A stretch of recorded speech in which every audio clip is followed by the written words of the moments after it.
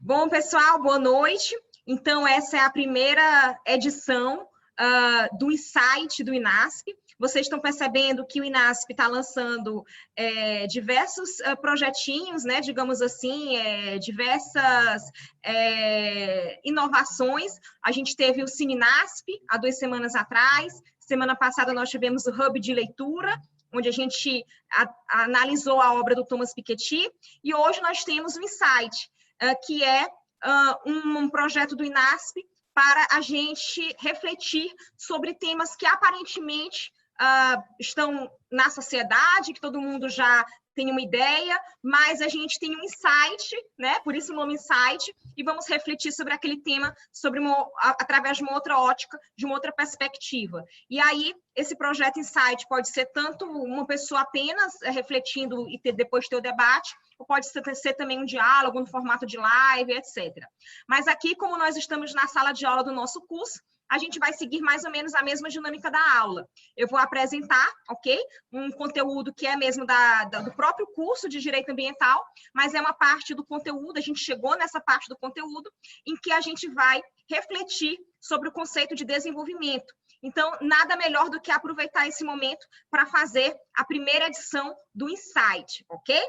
Bom, e aí, eu tenho certeza absoluta que todos vocês saberiam me dar algum conceito de desenvolvimento. Se eu perguntar para todos vocês o que é desenvolvimento, vocês têm uma ideia do que é, vocês têm intuitivamente uma ideia do que seja desenvolvimento. Assim como quando eu perguntei em uma das aulas passadas o que era pobreza, e todos vocês me disseram conceitos que estão na mente de vocês, que estão na percepção de vocês de o que é pobreza. Então, a mesma coisa, a palavra desenvolvimento. E aí a gente vai, então, iniciar a nossa aula dessa forma. Eu quero que vocês reflitam agora, parem assim, fechem os olhos durante uns 10 segundos e pensem em um conceito para desenvolvimento. Enquanto vocês estão pensando, eu vou compartilhar aqui a tela, tá bom? Podem começar a pensar.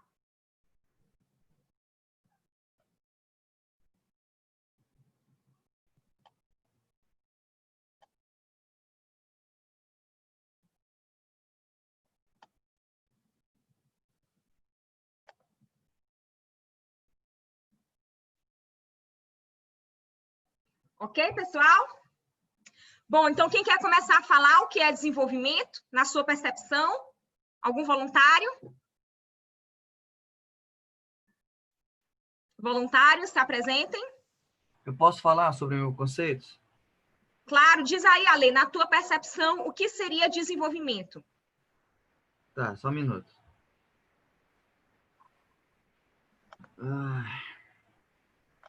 Bem, eu escrevi até no Instagram a minha opinião sobre o que vem a ser desenvolvimento e eu cheguei à seguinte conclusão. Vamos lá, abre aspas. A meu ver, desenvolvimento também significa a agregação de valores. Uma pessoa que lê um livro se desenvolve enquanto ser pensante. Um cidadão que pratica doações também ressignifica seu conceito de ser humano. Uhum. A humanidade, na era pós-pandemia, provavelmente vai ingressar em um novo estado de coisas. Portanto, desenvolver e desenvolver-se são elementos ligados aos valores que criamos e incorporamos ao longo da nossa trajetória finita pelo mundo. Muito massa, Ale. O Ale escreveu isso no comentário lá no post do Instagram e eu pedi, inclusive, para ele repetir aqui hoje. Pessoal, eu vou querer ouvir mais pessoas, mas já complementando, né, refletindo sobre essa ideia que o Ale trouxe aqui para a gente, a ideia dele próprio, essa ideia dele se relaciona, é muito parecida com um dos conceitos de desenvolvimento que nós vamos trabalhar aqui na aula de hoje, é o conceito do Amartya Sen, ok? Já vou dizer para vocês que conceito é esse. Também tem relação com um conceito, com uma ideia de desenvolvimento que a gente nem vai trabalhar na aula de hoje, mas é algo que nos últimos meses eu estou refletindo. É a ideia de que o desenvolvimento, essa palavra desenvolvimento, ela evoca, dentro da teoria do desenvolvimento sustentável, uma percepção macroscópica, né? Como é que a gente tem processos de mudança na sociedade de uma perspectiva macroscópica. Porém, esses processos de mudança na sociedade, que a gente olha macroscopicamente, eles iniciam microscopicamente, eles iniciam dentro das pessoas, ok? Então, a lei, quando ele fala aí de desenvolvimento interno, né, a lei das pessoas, do indivíduo, a gente poderia também fazer uma conceituação de desenvolvimento como algo que nasce internamente, as pessoas se desenvolvendo internamente, e depois isso parte para o macroscópico. Em um dos conceitos que eu vou trazer para vocês, eu, na verdade, faço uma leitura inversa a essa, é uma leitura parecida, mas é uma leitura inversa, partindo do macroscópico, né? A sociedade está a passar por desenvolvimento, e aquele desenvolvimento da sociedade provoca mudanças no interior das pessoas, em cada indivíduo, ok? Na percepção de cada indivíduo tem de si mesmo. Porém, o que o Ale traz aqui é uma virada de perspectiva. Não, pelo menos foi o que eu entendi, né, Ale? Que você trouxe. Primeiro, a gente tem uma mudança da própria pessoa, do próprio indivíduo, e essa mudança do próprio indivíduo vai se refletir, então, numa mudança social. Não é isso que tu quiseste colocar? Interpretação muito boa, interpretação muito boa. Bom, mais alguém, pessoal, tem alguma ideia, alguma reflexão sobre o que seria desenvolvimento? Pode ser uma coisa, uma coisa assim bem simples. Olha, eu acho que desenvolvimento é acabar com a pobreza. Pode ser. Alguém mais quer dizer? Não? Então, todo mundo está tímido. Teve uma aula que eu fiquei esperando vocês falarem e não ouvia ninguém. É porque eu estava sem o fone. Agora, toda vez que todo mundo fica calado, eu olho para ver se é porque o meu fone aqui está plugado. Bom, pessoal, vejam. Em todas as ideias, em todas as concepções de desenvolvimento, existe um elemento central. É o elemento mudança.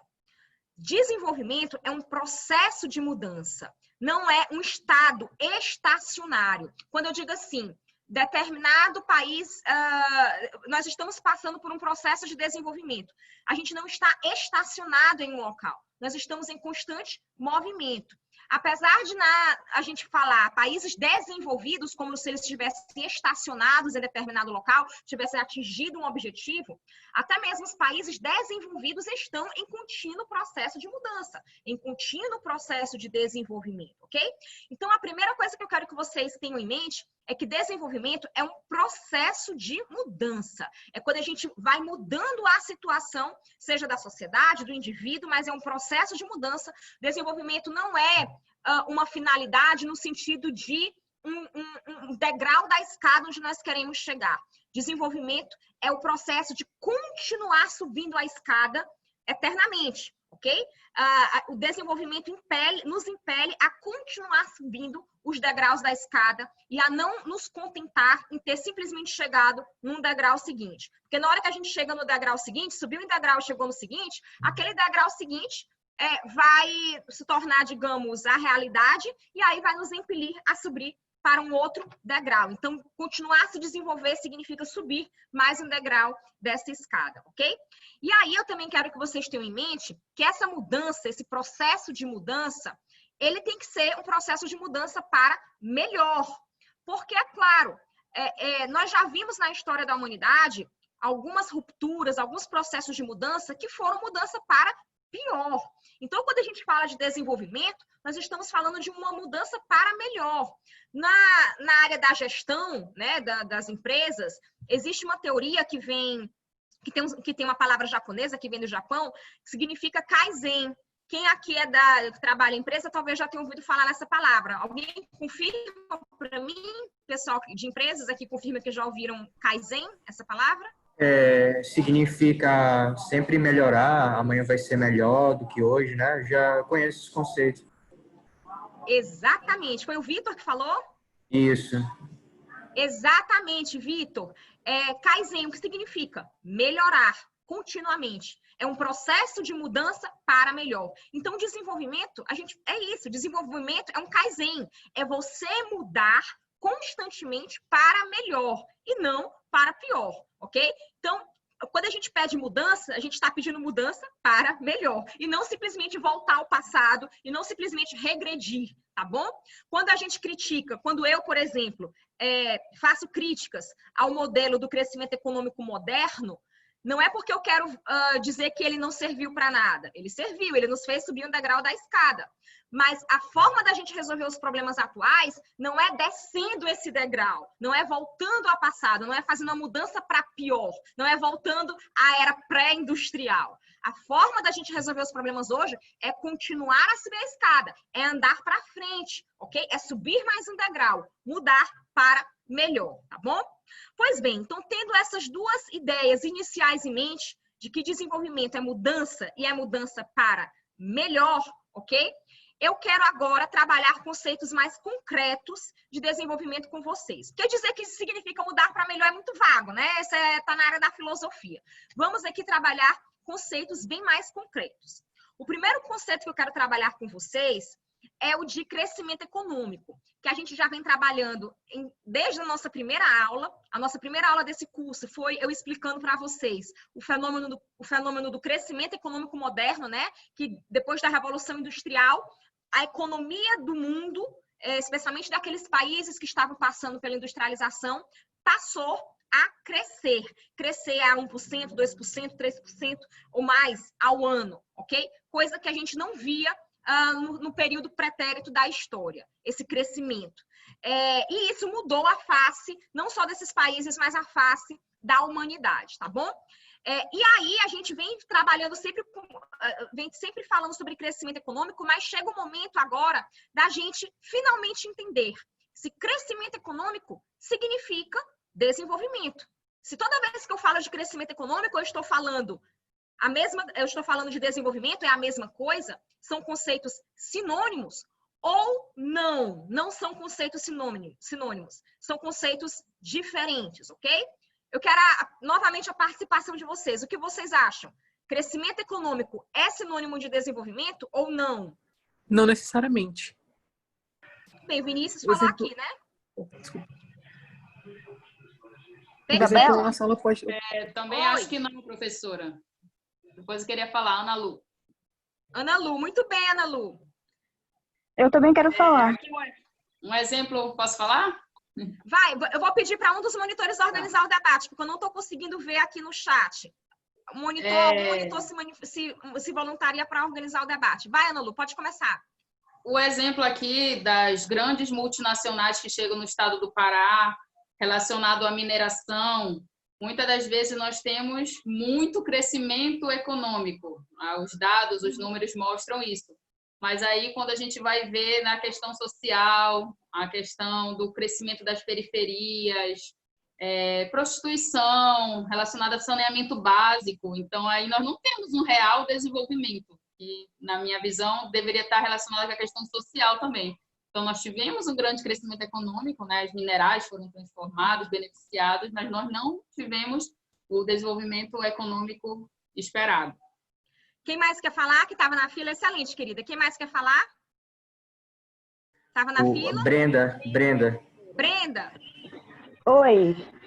Oi, meu bem, diga. Eu creio que sim. O crescimento, o desenvolvimento, né, econômico, ele é um desenvolvimento e pode estar ligado ao desenvolvimento sustentável também. Eu acho que o desenvolvimento sustentável ele tem que estar harmônico, não só com o econômico, mas também com o social e o ecológico. Então, tem que haver essa harmonia, né? Para que o desenvolvimento sustentável esteja completo. Sim, sim. Agora vejam que aqui, tu estás certíssima na tua fala, certíssima. Mas vejam que aqui eu nem cheguei no desenvolvimento sustentável. Eu tô ainda, digamos, um conceito mais simples até do que o desenvolvimento sustentável. Foi muito boa a tua fala para eu pontuar isso. Aqui eu tô perguntando para vocês o que é desenvolvimento. Daqui a algumas aulas, a gente vai fazer um outro insight que eu vou dizer o que é desenvolvimento sustentável. Porque a palavra sustentável é um adjetivo. É um tipo específico de desenvolvimento, como tu falaste muito bem na tua fala. Mas antes mesmo de eu colocar esse adjetivo sustentável, eu quero refletir sobre o substantivo desenvolvimento. O que é que seria mesmo a ideia de desenvolvimento, independente dele ser sustentável ou não. Ok? E aí eu coloco, será que só o fato de ter crescimento econômico significa desenvolvimento, aí o Vinícius falou que não necessariamente, então vejam a palavra necessariamente, é muito interessante. Quando ele diz necessariamente, significa que pode ser em alguns casos, pode não ser em outros casos. E aí a Ana Lu falou que, na realidade do Pará, ela vê muitas situações que têm crescimento econômico, mas que a gente tem os problemas sociais aumentando, como prostituição, saneamento básico ausente, etc. Então, nesses casos, a gente teria crescimento econômico e não teria desenvolvimento, né? Pessoal, e todos vocês estão certíssimos, todos, né? O que eu quero mostrar para vocês, a primeira ideia de desenvolvimento, na verdade, é uma ideia do que não é desenvolvimento, né? É a primeira ideia do que não é desenvolvimento. Vejam. Professora. Eu mostrei para vocês essa matéria de jornal na aula passada. E eu vou repetir ela aqui porque a gente tem pessoas novas na sala, né? Ai, meu Deus. A gente tem pessoas visitantes na sala. Então, vejam a matéria que saiu. Título: Nigéria supera a África do Sul como maior economia africana. Temos aí crescimento econômico, ok? Quando a gente vai ler o restante da matéria, o que é que diz lá no final? O aumento da pobreza e do desemprego. Ou seja, a gente tem um crescimento econômico, mas esse crescimento econômico está provocando aumento da pobreza e do desemprego. Olha o paradoxo. Portanto, esse seria um caso de crescimento econômico, sim, mas não de desenvolvimento. A gente não poderia falar aí de um real desenvolvimento. E a Ana Lu colocou a palavra real desenvolvimento muito bem, porque às vezes a gente utiliza a palavra desenvolvimento para falar de uma situação como essa, mas em realidade não caberia a palavra desenvolvimento aí. E eu faço essa pontuação porque em muitos debates, em muitas arenas de debate, eu vejo ambientalistas, por exemplo, se colocarem contra a ideia de desenvolvimento, rechaçarem a ideia de desenvolvimento.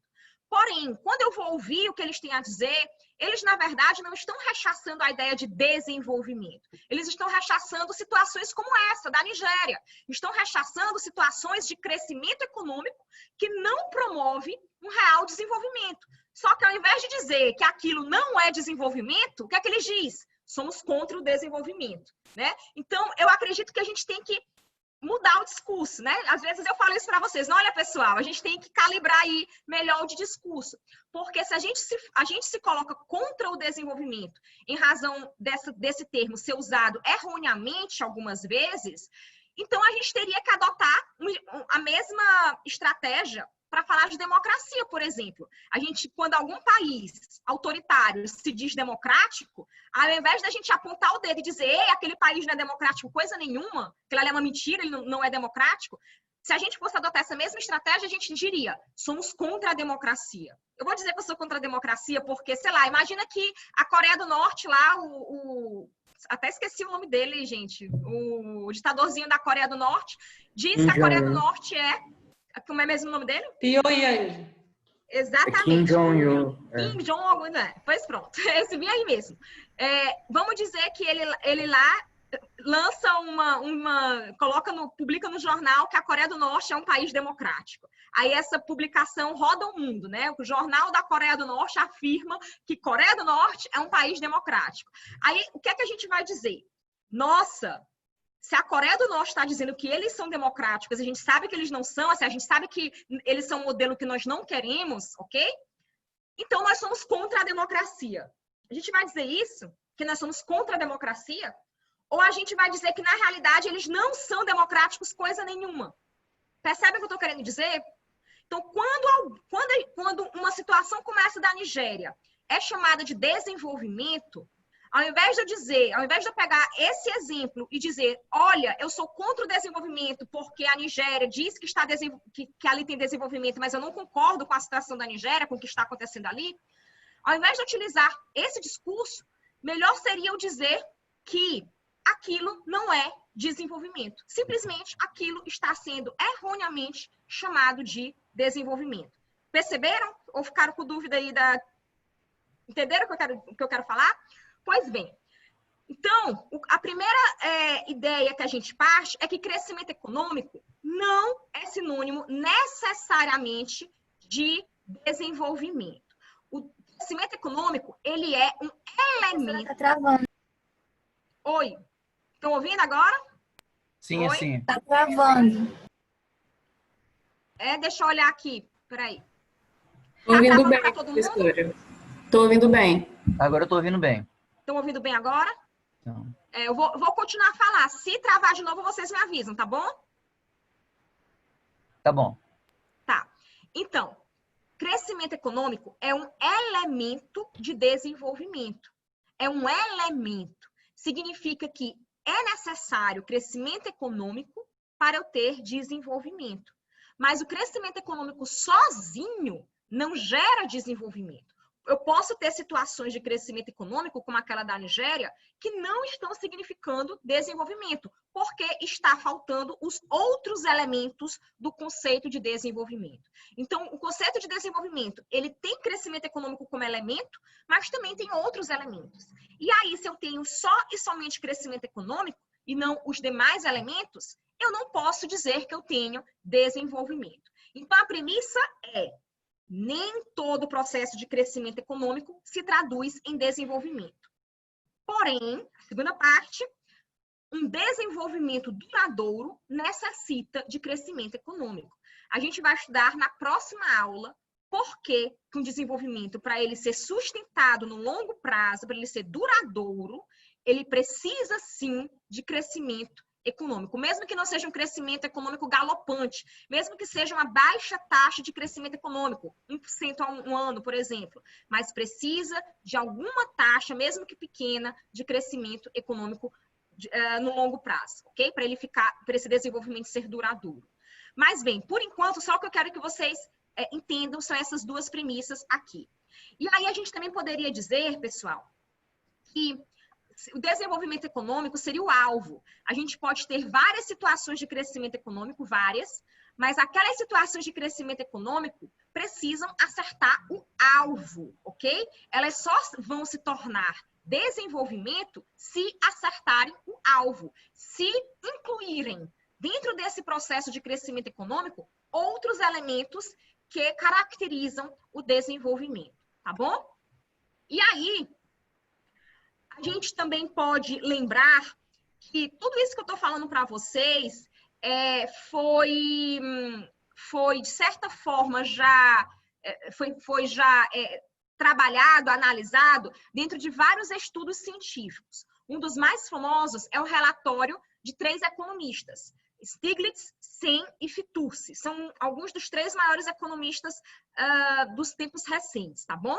E esses 3 economistas fizeram esse relatório demonstrando que o PIB, que é o Produto Interno Bruto, o PIB, ele mede, é um índice que mede só e somente o crescimento. Ele não mede elementos a mais do desenvolvimento. Não, ele mede só e somente o crescimento econômico. Então, falar de PIB é falar de crescimento econômico somente, ok?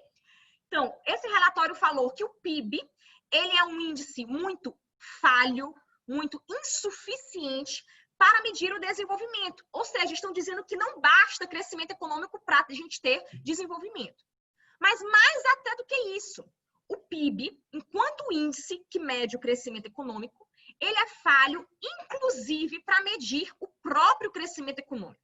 O próprio fenômeno de crescimento econômico, ou seja, a economia que cresce de um ano para o outro, a taxa de crescimento da economia de um ano para o outro, né, a geração de riqueza a mais que um país faz de um ano para o outro, isso mesmo, essa própria taxa, ela não consegue ser medida de forma adequada pelo PIB. O PIB é falho até mesmo para medir isso. E o PIB é falho para medir o próprio crescimento econômico, segundo esse relatório. O relatório trouxe 3 razões, e na minha tese de doutorado eu acrescento mais 2. A primeira razão que o relatório trouxe é que o PIB não considera no cálculo da riqueza atividades importantes que são essenciais para a sociedade. Ele não valoriza economicamente essas atividades. Por exemplo, se você tem filhos, ok? Ou o pai ou a mãe, ou os dois juntos, né? vão ter que cuidar dessa criança. Pode até ter ajuda, pode até ter uma profissional que ajuda, mas essa profissional que ajuda, ela vai ganhar o salário, então o salário dessa profissional que ajuda entra no cálculo do PIB, ok. Porém, quando chega à noite, ou o pai ou a mãe, ou os dois, vão colocar a criança para dormir, vão alimentar a criança, etc. E tudo isso é trabalho. Tudo isso e quem é mãe e pai aqui sabe que isso é trabalho. Eu não sou, mas eu imagino que seja muito trabalho, ok? E esse trabalho não é valorado economicamente. Ele não entra no cálculo do PIB, ok? Imagine se o trabalho dos pais de alimentar a criança, vestir a criança, botar a criança para dormir, etc., entrasse no cálculo do PIB. O nosso PIB seria muito maior, porque a gente estaria medindo aí o trabalho de um monte de gente que hoje não, digamos, não é remunerado por aquilo, certo? E a gente estaria começando a atribuir um valor econômico por esse serviço entre aspas, né? E a gente poderia também colocar como exemplo, se você tem um avô, uma avó, uma pessoa de idade, e às vezes a pessoa tem que deixar de trabalhar para cuidar de um parente de idade, ok? Imaginem, você está deixando de ter um serviço remunerado para cuidar de um parente de idade, ok? Você continua trabalhando, você não está em casa de braços cruzados olhando para cima, você está trabalhando, mas aquele trabalho não está sendo valorado, não está sendo reconhecido pelo PIB. O PIB não está conseguindo enxergar aquilo que você faz como trabalho. O PIB também não enxerga como trabalho ações voluntárias, ações sociais, que são trabalho, que dão muito trabalho, inclusive, ok? E que têm uma grande importância para a sociedade, mas elas não entram no cálculo do PIB, ok? Então, imagine se tudo que é ação voluntária entrasse no cálculo do PIB. Mesmo quando eu digo voluntária, não significa que a pessoa iria receber dinheiro, porque a ideia de voluntária é você não receber dinheiro. Mas e se recebesse um valor hipotético, ok? Para esse valor hipotético entrar no PIB, entrar no cálculo de riqueza do país, ok? Porque o que o PIB mede é a quantidade de riqueza que o país produziu. E na maioria das vezes, essa riqueza é imaterial, né?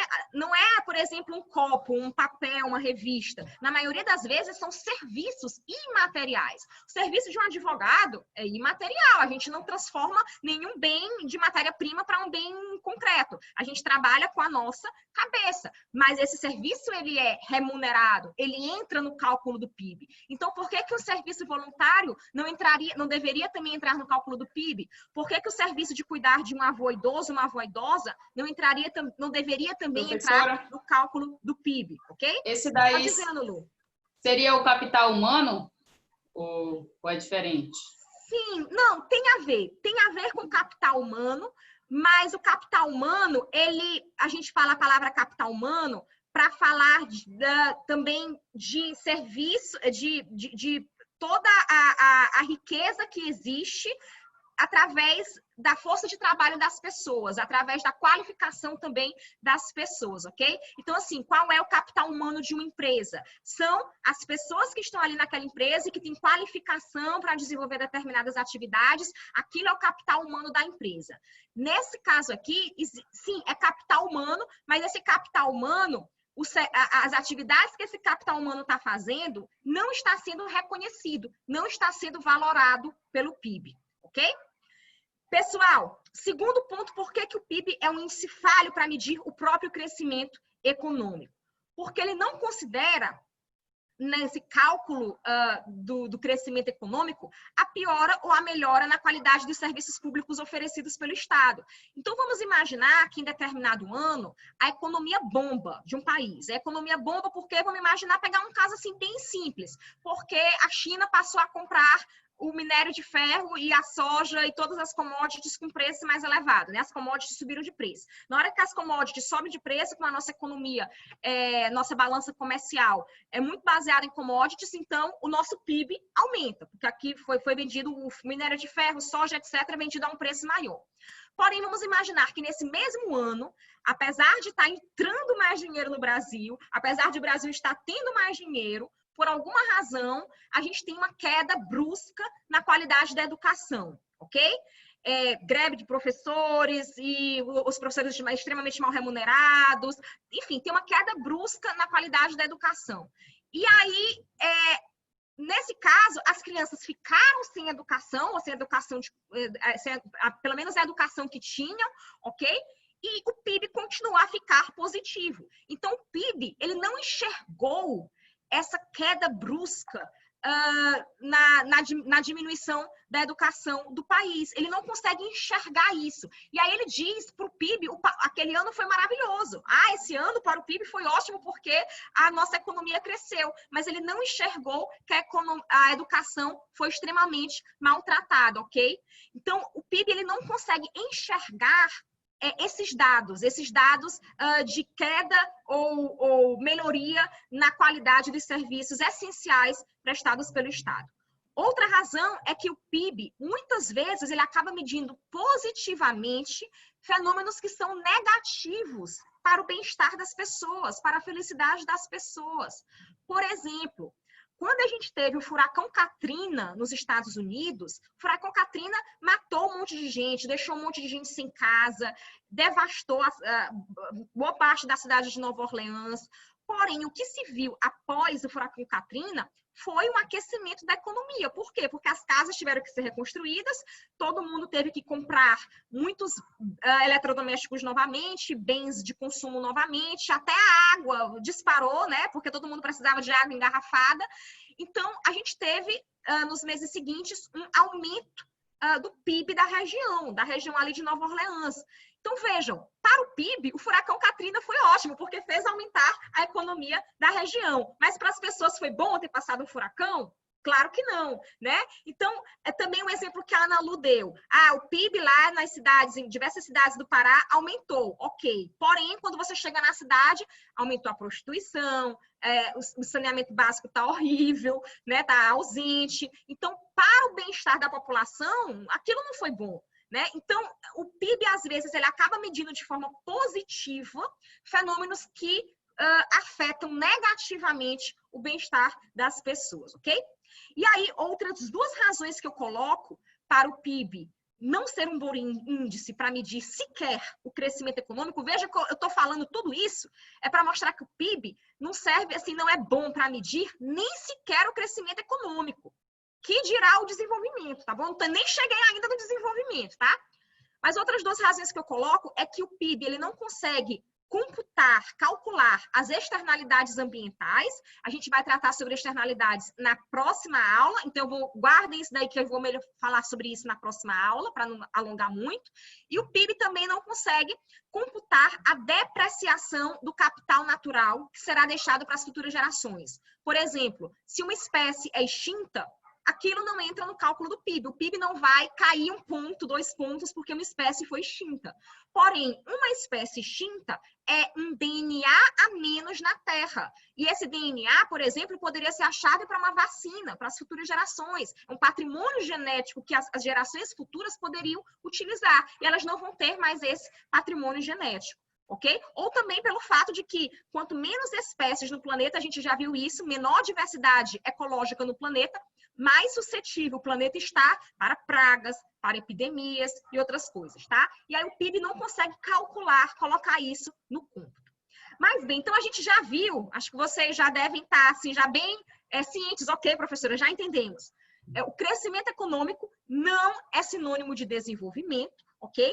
É necessário crescimento econômico, sim, para ter desenvolvimento, mas eles não são termos sinônimos. E o PIB, que é o índice que mede o crescimento econômico, ele é falho, inclusive, para medir o crescimento do país. Por isso, há autores que acreditam que o PIB deveria ser remodelado. A gente tem uma nova forma de medir o próprio crescimento econômico. Pode dizer, Vitor? Eu posso dar um exemplo sobre o que a senhora acabou de falar? Com certeza, por favor. Eu estava pesquisando aqui agora o PIB da Nigéria e da Áustria, né? São dois países bem distintos, mas o PIB é bem parecido. Mas se a gente for ver em questão de desenvolvimento social, tem uma grande diferença, apesar da geração de riqueza ser bem próxima um do outro.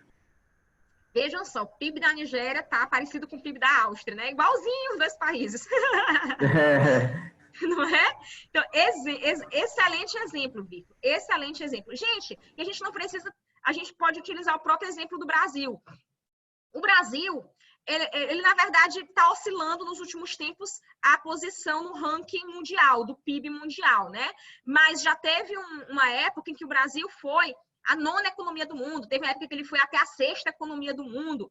E eu pergunto, à frente de muitos países desenvolvidos, e eu pergunto para vocês, a situação de vida no Brasil é melhor do que a situação de vida na Finlândia, na Noruega, na Dinamarca, né? Mesmo se a gente disser, não, mas é porque o Brasil é um país maior, tem maior população. Mesmo se a gente dividisse o PIB, né, fizesse a proporção, o PIB do Brasil não reflete realmente o nosso bem-estar, né? O PIB do Brasil é um PIB grande, é um PIB avantajado, nos coloca aí, apesar dessa oscilação que todo ano tem, mas a gente sempre está ali entre os 15 primeiros países do mundo em termos de PIB, mas quando a gente vai olhar outros índices, a gente é um dos piores. Quando a gente vai olhar índices de educação básica, a gente é lanterninha, né? Junto aí com alguns dos países mais pobres do mundo, nós somos lanterninha em ensino de matemática, na habilidade das crianças de lerem textos complexos, etc. Então, vejo como é falho o PIB para medir um real desenvolvimento, tá bom?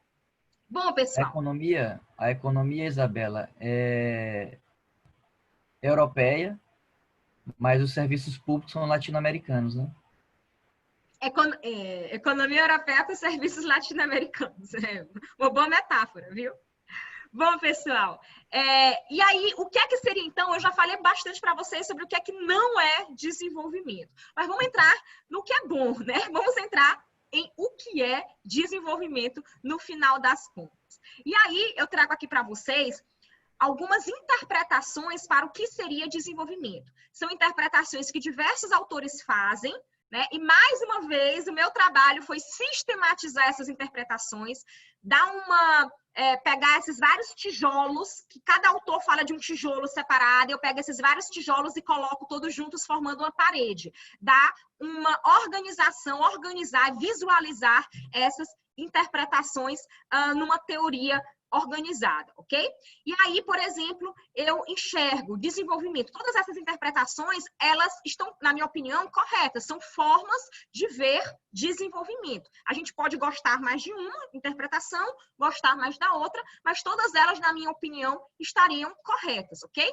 Então, a gente pode dizer que desenvolvimento é o aumento do IDH de um país ou de uma região. IDH é um conceito mais complexo do que o conceito de PIB, ok? A gente já vai ver. Desenvolvimento com aumento do bem-estar das populações. Desenvolvimento como expansão das capacidades individuais. Esse é o conceito da Amartya Sen. Desenvolvimento como empoderamento e emancipação. Esse é o conceito que eu falei para vocês no início da aula, que eu parto do macroscópico, né? A mudança que está acontecendo na sociedade, e venho para o microscópico. A mudança que acontece dentro das pessoas, no indivíduo. O indivíduo que se torna empoderado, emancipado, ok? Desenvolvimento como diminuição da pobreza objetiva ou, melhor o I, né? Melhor o E. Pobreza também relativa. E desenvolvimento como aumento da qualidade de vida, principalmente se nós estamos falando das cidades, no ambiente urbano, ok? Esse conceito de qualidade de vida, ele está muito relacionado com as cidades. E desenvolvimento como aumento da fruição dos direitos humanos, de todas as dimensões dos direitos humanos. Então, vamos dar uma olhada em cada um desses conceitos. Vamos lá. Primeiro, desenvolvimento como aumento do IDH. E o que é o IDH? A gente já falou algumas aulas passadas. IDH é o Índice de Desenvolvimento Humano, que tem 3 critérios no cálculo: renda, expectativa de vida e grau de escolaridade. Então, eu vejo que o primeiro critério, renda, né, é o critério que corresponde ao PIB. Porque o que é a renda? É você pegar... Como é que você calcula a renda, né? Você pega o PIB do país e divide pelo número de habitantes do país. Aí você tem um PIB per capita. Né, o PIB por pessoa. Então, o PIB por pessoa representa a renda média, obviamente a renda média, a renda no cálculo matemático médio, ok? Das pessoas daquele país. Quanto mais localizado você faz esse cálculo, mais preciso fica essa renda, porque a gente vai estar afastando os problemas existentes de de desigualdade, no sentido de que, às vezes, uma região é muito mais rica do que a outra, então essa região acaba elevando artificialmente essa média da renda, essa média do PIB per capita, ok? Mas, bem, então, o IDH traz como elemento a renda. Agora vem os dois elementos que o PIB não consegue medir, mas o IDH mede. Expectativa de vida e grau de escolaridade. A expectativa de vida está diretamente relacionada com os serviços de saúde, mas não apenas aquela saúde depois que a pessoa já está doente, né? Não apenas aquela saúde de hospital, mas também a saúde preventiva, o que inclui uma boa alimentação. Se a criança ela teve uma boa alimentação desde a gestação, durante a primeira infância, se ela vai crescer bem, ok? Inclui a possibilidade das pessoas terem atividades de lazer para não ficarem doentes por conta de falta de lazer, falta de espaços verdes, falta de outras necessidades psicológicas, ok? Então, a expectativa de vida trabalha com um leque muito grande de elementos ligados ao bem-estar das pessoas, tá bom? E, claro, também envolve serviços hospitalares, quando a gente pensa em saúde, a gente pensa só no hospital, né? Também envolve expectativa de vida, também envolve isso, ok? Então, vejam que se nós temos um aumento da expectativa de vida de uma região ou de um país, então o PIB tende a subir, tá bom? A mesma coisa, grau de escolaridade.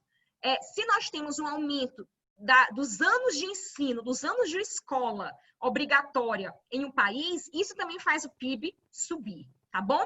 Pessoal, e aí o IDH, PIB... professora, que cresce é o IDH, né? Não o PIB, o IDH. Eu tô falando PIB, né? Desculpa. Isso também faz o IDH subir. Ok? Que eu falei tanto de PIB no slide passado que ficou na mente. Mas o IDH. Então, nós temos aqui o IDH medido de 0 a 1, ok? 0 seria o IDH nulo, não existe, todo país tem algum grau de desenvolvimento humano, e o IDH1, que seria o IDH máximo, digamos assim. Nenhum país tem IDH1, ele sempre se aproxima do 1.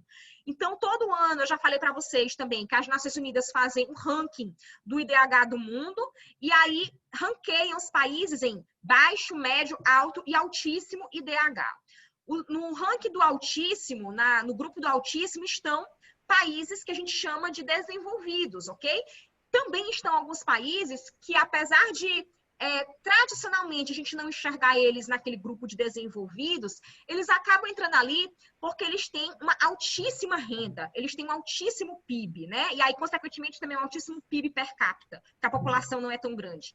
E essa altíssima renda acaba puxando também o IDH para cima. É o exemplo da Arábia Saudita, é o exemplo do Catar, aqueles países que têm muito dinheiro de petróleo, ok? E por isso também o IDH, apesar de ser um índice muito melhor, mas muito melhor do que o PIB para medir o desenvolvimento, ainda assim ele sofre críticas. Ainda assim, há muitas pessoas que afirmam, né, e tem razão de afirmar, que apesar de o IDH ser melhor do que o PIB, ele não é perfeito. Não é um índice perfeito porque, como ele traz a vantagem de trazer 3 elementos e não apenas um. Renda, expectativa de vida e grau de escolaridade. Mas ainda assim, se um desses 3 elementos é muito alto, tipo renda é muito alto, mesmo que os outros 2 sejam baixos, né? Esse elemento muito alto, renda, acaba puxando o cálculo para cima.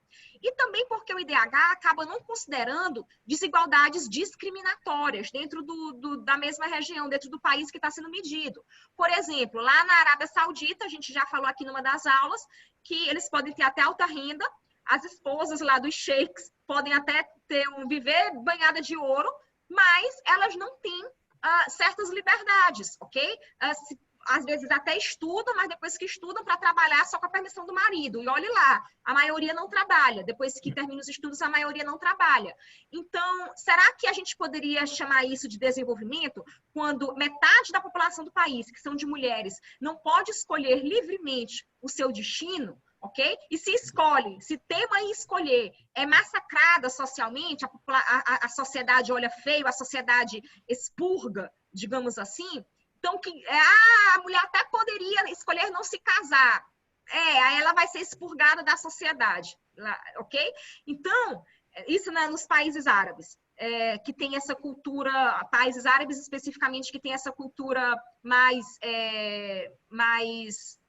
contrária aos direitos femininos. Mas, bem, então, ainda assim, o IDH, apesar de ser melhor, ainda tem as suas falhas. Pode dizer, Ale? Oi. Quem queria falar, gente? Eu era o Vitor? Não, ele falou cultura patriarcal, eu acho. Ah, cultura patriarcal, exatamente. Foi só isso. Perfeito, ok? Bom, pessoal, o Brasil, onde é que o Brasil está aí? O Brasil está no IDH alto, ok? Por incrível que pareça. Mas, vejam que esse IDH alto não significa lá grande coisa, não. O nome nos deixa feliz. Mas dentro do IDH alto estão países, boa parte dos países da América Latina, sabe? A gente não tá, tipo, IDH alto não significa que nós estamos super bem na fita, não.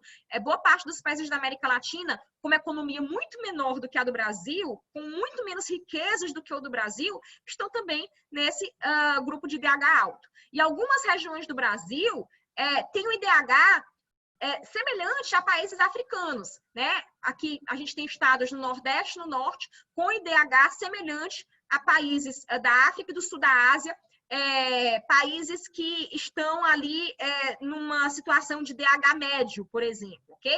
A África do Sul, na África, vejam, é a segunda maior economia da África hoje, né? E durante muito tempo foi a primeira maior economia da África e está com IDH médio, não é nem IDH alto que ela está no grupo de IDH alto, está com IDH médio, ok? Existe muita desigualdade na África do Sul, né? É um dos países mais desiguais do mundo, junto com o Brasil. O Brasil e a África do Sul estão entre os países mais desiguais do mundo. Então, quando você chega na África do Sul, existe bairros muito ricos, existe uma infraestrutura boa, muito boa em alguns bairros, em algumas regiões, e outras regiões são muito pobres, muito paupérrimas. Bom. Isabela. Oi. Tem um índice muito interessante, que é o Índice Global da Paz. Legal. Eu acho muito legal ele, porque ele mede, como o próprio nome já está insinuando, né? O nível de pacificidade dos países, né? Leva em conta o grau de criminalidade, o combate à corrupção. Ele tem indicadores bem interessantes, né? E quem lidera esse ranking é a Islândia. Que é um país que não tem nem exército. Show. Ale, esse teu exemplo vai nos servir de gancho para o próximo conceito de o que é desenvolvimento. Porque o nosso próximo conceito é justamente desenvolvimento como aumento do bem-estar. Seria a ideia que, sim, o IDH é importante. A gente ter o IDH alto é importante, mas não adianta só ter IDH alto. Esse IDH alto precisa refletir bem-estar. E aí entra o que tu acabaste de falar, né? Esse índice da paz, que tem critérios como não violência e critérios relacionados a bem-estar em geral, ok? Existe toda uma teoria relacionada à economia da felicidade, ok? Essa economia da felicidade, ela nasceu na década de 70. Teve um economista chamado Richard Lipsey, que fez vários estudos falando sobre a economia da felicidade, dizendo que o objetivo da economia, ou seja, o objetivo de todo o processo de crescimento econômico, das nossas atividades econômicas, deveria ser, na verdade, o de gerar felicidade. Ele disse que não existe lógica em a gente trabalhar, em a economia crescer, se aquilo não está gerando felicidade para as pessoas. Qual é a lógica disso? Qual é a lógica de vocês estarem bem aqui me ouvindo até 10 da noite, ok? Qual é a lógica da gente morrer de trabalhar se não é para aumentar o nosso grau de felicidade? Sim, os estudos deles são muito interessantes, porque trazem a ideia de felicidade para dentro do debate sobre desenvolvimento. Agora, ao mesmo tempo, eu também considero que, apesar de felicidade ou bem-estar, né, hoje eu vou usar como sinônimo, bem-estar e felicidade, ser um elemento necessário para a gente trabalhar, é um elemento difícil de ser medido. É um elemento difícil de você dizer, olha, a felicidade aumentou ou a felicidade não aumentou. É difícil você medir isso em números. Como é que você mede a felicidade das pessoas? Porque, veja, a pessoa pode até estar cansada, mas está feliz. Entendeu? Eu tô cansada, eu tô aqui, terminando uma graduação, tô morrendo de trabalhar, tô estressada, tô sem dormir, pensando naquele professor que me persegue, pensando na minha monografia, entendeu? Tô estressada, tipo, meu nível de felicidade tá lá embaixo. Mas eu estou ganhando uma graduação, conhecimento, expandindo minhas capacidades com aquilo. Depois que o estresse da monografia e tudo mais passar, ok? Eu vou ser muito grata por ter feito aquela graduação e ter ganhado aquele diploma, tá bom? Então, como é que você mede a felicidade das pessoas? Será que, se você utilizar a felicidade como índice, ele não pode, às vezes, revelar, acabar fazendo leituras muito equivocadas? O Amartya Sen, eu ainda nem cheguei no conceito da Amartya Sen, mas o Amartya Sen, ele tem uma frase no livro dele que eu gosto muito, essa frase me marcou. Ele disse assim: nós queremos que as pessoas sejam felizes, não é? Nós queremos que a felicidade tenha importância no debate, porém, nós não queremos escravos felizes. O que é que ele quer dizer? Que não adianta nada as pessoas estarem rindo à toa se elas estão em uma condição tipo de escravo, entendeu? Se elas estão sem estudo, se elas não estão expandindo suas capacidades. Será que seria melhor a pessoa não fazer uma graduação para ela não se estressar com a graduação, com a monografia e com o professor, e ela ficar indo para a praia todo dia? Indo para a praia todo dia, ela com certeza teria uma felicidade momentânea, né? Teria aquela felicidade momentânea muito maior. É muito mais legal você ir para a praia do que você ficar assistindo aula, né? E digitando monografia. Mas no longo prazo, ao longo da vida dessa pessoa, isso vai trazer mais felicidade para ela, ficar indo para a praia todo dia? Ou vai trazer mais felicidade no longo prazo, ela expandir as suas capacidades? É algo tão subjetivo isso, é algo tão psicologia, né? Que, na verdade, é difícil a gente medir felicidade, de dizer o que é que deixa a pessoa mais feliz. Algumas pessoas poderiam dizer, olha, na realidade, por mais que a gente esteja estudando, expandindo as nossas capacidades, trabalhando em coisas que a gente gosta e tal, melhor seria se a gente vivesse como na pré-história, né? Caçando um mamute de vez em quando e colhendo os frutos, e viver como os índios viviam antes da chegada dos portugueses aqui, eram mais felizes, né?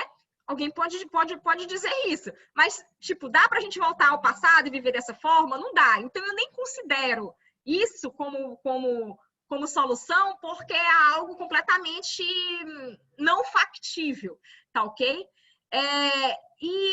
E, portanto, nesse ponto, eu concordo muito com o Yuval Harari, o autor de Sapiens, que eu já falei para vocês, né? Que ele disse que a agricultura, a invenção da agricultura, ela fez com que o nosso nível de felicidade caísse. Antes, enquanto a gente era caçadores-coletores, a gente era super feliz. A gente passava mais ou menos 4 horas por dia para conseguir comer, para ou caçar um animal, ou coletar frutos e tal. Era 4 horas por dia que a gente perdia para conseguir comer. E o resto do tempo a gente usava para namorar, né? Para ficar conversando com as pessoas do bando e etc. Então, ele disse que a agricultura fez a gente trabalhar muito mais, porque agora a gente passou a trabalhar muitas mais horas ao dia para conseguir comer. Então, para ele, a agricultura, a descoberta da agricultura foi algo que diminuiu a nossa felicidade, mas que não tem como voltar atrás. Tipo, agora é tocar o barco para frente, sabe? É seguir com esse trem para frente. Não dá para a gente retroceder. Então, eu acredito também nisso. Por mais que existam pessoas que digam, talvez na pré-história a gente vivia melhor, paciência, o barco tem que seguir, a gente não vai voltar ao passado e segue esse barco para frente e vamos tentar melhorar a vida daqui para frente, tá bom? E aí, Alex, tu citou o índice da paz, eu coloquei até aqui o índice de felicidade interna bruta. Foi um índice que é bem parecido com esse índice da paz, mas esse daqui, sabe qual foi o país que venceu o índice de felicidade interna bruta, que ficou melhor ranqueado? Butão? O Butão. Exatamente. Então, vejam como é, às vezes, complicado você colocar o bem-estar, a felicidade, como um índice de medida para o desenvolvimento. Porque você chega no Butão, é um país extremamente pobre do ponto de vista material, sabe? População sem saneamento, sem educação, enfim, aquele país com baixo DH. Então, mas o povo está super feliz, né? O povo está mega feliz.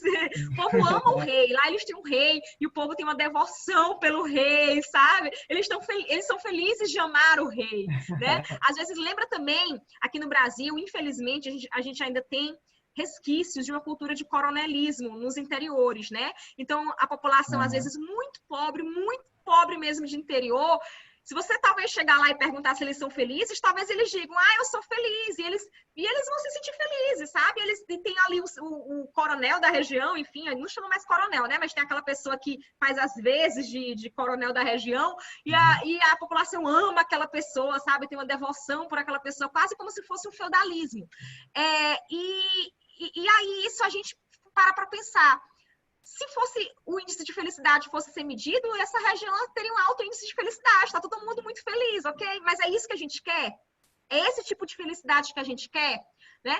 Então, é complicado medir a felicidade. Eu acho que a felicidade tem que entrar no debate, sim, tem que ser um elemento que a gente tem que colocar ela como algo necessário, a gente tem que aumentar a felicidade, o bem-estar, mas medir a felicidade, colocar ela como medida, né, como número, é muito complicado, tá bom? Bom, um outro conceito de desenvolvimento seria desenvolvimento como expansão das capacidades individuais. E agora eu chego, acho que no meu momento favorito da aula, porque eu vou falar de um dos meus autores favoritos, que eu falei já tanto dele que você já sabe o nome. Qual é o nome dele? Amartya Sen. Muito bem, Amartya Sen, ok? Então, eu chego agora no Amartya Sen. Pessoal, e para falar da Amartya Sen, eu queria falar um pouquinho da história de vida dele para vocês. Porque quando a gente conhece a história de vida da Amartya Sen, a gente entende o porquê dele ter feito essa teoria, do título da obra dele. A gente entende as intenções dele, ok? É muito legal conhecer a história de vida de uma pessoa. E aí, então, falando aqui brevemente a história de vida do Amartya Sen. Ele nasceu na Índia, numa daquelas castas superiores da Índia, como o povo lá da Índia faz essa divisão de castas, né? Então, ele era de uma família muito rica. E ele, nessa família muito rica, nunca tinha visto, assim, a pobreza real da Índia. Ele sempre cresceu da casa para a escola, da escola para o clube, do clube para casa, ok? Nesse circuito de vida rica dele. E aí, a Índia passou, durante o século XX, durante alguns períodos do século XX, principalmente quando ainda era colônia da Inglaterra, a Índia passou por grandes crises de carestia. O que é carestia? Fome. Fome em massa. Então, por problemas de gestão, ok? Não foi simplesmente, porque teve uma má produção agrícola esse ano. Não foi só isso. Foi problemas de gestão. Faltou alimento para as pessoas. Aí o preço dos alimentos que estavam nos mercados subiram, porque não estava chegando estoque e tal, os preços subiram e faltou alimento para as pessoas. As pessoas mais pobres não conseguiam mais comprar alimento porque o preço ficou muito caro, ok? E aí começou a morrer milhões de pessoas, mas não foram milhares, foram milhões de pessoas morreram de fome na Índia. Isso teve umas 2 ou 3 crises de carestia na Índia durante o século XX. E o Amartya Sen era criança quando uma dessas crises aconteceu. E aí ele estava na vida dele bem boa, de casa, clube, escola, escola, clube, casa, né? Sem nem saber o que estava acontecendo no mundo de fora. Ele não tinha ideia do que acontecia na Índia. Até que uma pessoa que não comia, ele diz no livro, 30 dias ou 40 dias, uma coisa assim, a pessoa estava só o osso, estava assim, prestes a morrer, estava assim, realmente prestes a morrer de inanição. Essa pessoa conseguiu pular o muro conseguiu invadir, não sei como, a escola dele, para pedir comida, em desespero pedindo comida. E aí ele viu aquela cena, aquela pessoa só o osso, morrendo, assim, na iminência da morte, porque não tinha comida, ok? E aquilo chocou ele de tal forma que desde então ele passou a estudar e a tentar entender o que estava acontecendo na Índia e por que carestias aconteciam. E aí ele estudou economia, ele se tornou presidente do Banco Mundial na década de 90 e ele lançou uma obra chamada Desenvolvimento como Liberdade. Nessa obra, ele vai falar sobre carestias, sobre pobreza, sobre desigualdade, sobre como é que a economia deve ter como objeto principal não permitir que as pessoas morram de fome, basicamente. Como é que a economia tem que ter como objetivo principal o desenvolvimento, ok? Claro, não é só permitir que as pessoas não morram de fome, é mais amplo do que isso, é desenvolvimento, alimentação, saúde, educação, enfim, as pessoas têm que terem uma vida digna material que possibilite que elas expandam as suas capacidades individuais, que elas se tornem agentes da sua vida, que elas tenham escolhas. E uma pessoa só pode ter escolha quando ela está de barriga cheia, quando ela recebeu a educação, ok? Para ela, através daquela educação, ela ter opções, ela ter escolha. Quando ela tem saúde, porque se uma pessoa está extremamente doente, ela fica sem escolha, tá bom? Então, para uma pessoa ser livre, verdadeiramente, só é livre quem tem escolhas. Então, para uma pessoa ser livre, ela precisa ter essa base de vida material, ok? Ela precisa também ter um ambiente político aberto, democrático, para ela não ser tolhida de liberdades, das suas liberdades políticas, por exemplo. Ela precisa ter um rol de liberdades. E aí, se ela tem esse rol de liberdades, a gente pode falar de desenvolvimento, tá bom? Então, quais seriam esses rol de liberdades que a Amartya Sen traz? Né? Todos esse rol de liberdades, pessoal, eu já vou falar aqui sobre cada um deles, vejam, eles permitem, como eu falei, que as pessoas expandam as suas capacidades individuais. Só falando um pouquinho mais sobre o que seria a expansão das capacidades individuais, essa ideia, eu já falei em outras aulas. É o seguinte, se uma pessoa ela tem talento natural para uma determinada área, o Alexandre até botou no grupo esse dia, ontem ou hoje, eu não lembro, vários tipos de inteligência, não foi isso que o Ale botou? Isso. Pois então, vamos imaginar que as pessoas são diferentes, elas têm inteligências diferentes e talentos diferentes. Então, se uma determinada pessoa nasce com talento nato para a área das artes, então ela precisa ter oportunidades na vida de expandir esse seu talento, de fomentar esse seu talento. Então, se ela tiver, durante a infância, contato com o mundo das artes, com a música, com a pintura, o que seja, ela vai conseguir expandir esse seu talento. Se uma pessoa tem um raciocínio lógico-matemático, se ela tiver uma boa educação matemática na infância, boas aulas de matemática, ela vai conseguir expandir esse seu talento matemático, ela pode se tornar um Einstein, entendeu? Então, a expansão das capacidades individuais passa, em primeiro lugar, pela pessoa ter oportunidades de educação, para expandir os seus talentos naturais, ou mesmo para criar novos talentos. Às vezes você nem tem muito talento para uma coisa, mas você acaba criando, né? Bate tanto martelo que acaba criando uma aptidão para aquilo.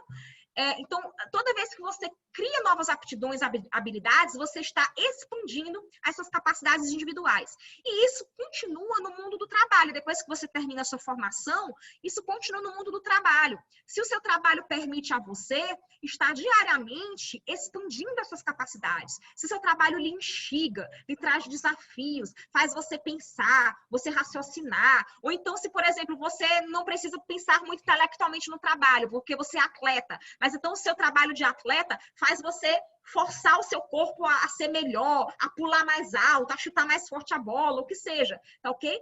Ou seja, expansão das capacidades individuais é a pessoa estar expandindo os seus talentos, as suas habilidades, se tornando uma pessoa cada vez mais completa, digamos assim, ou cada vez mais profunda em determinado talento. Teve um livro que eu li de um astrofísico, por acaso, mas ele fala muito sobre desenvolvimento, esse astrofísico. É o Neil deGrasse Tyson. Teve uma época até que a série dele, Cosmos, estava no Netflix. É uma das melhores séries que eu já assisti na minha vida. Que ele narra a expansão do universo, a criação do mundo, né, e etc. E aí, o Neil deGrasse Tyson, em um dos capítulos dessa série, ele fala sobre o tanto que a ciência perde de talentos simplesmente porque nem todo mundo tem acesso à boa educação, à educação de qualidade. Então, ele faz a seguinte reflexão. Imagine a quantidade de Albert Einsteins que existem por aí, que existem nas favelas do Rio de Janeiro, que existem nas periferias das cidades da África.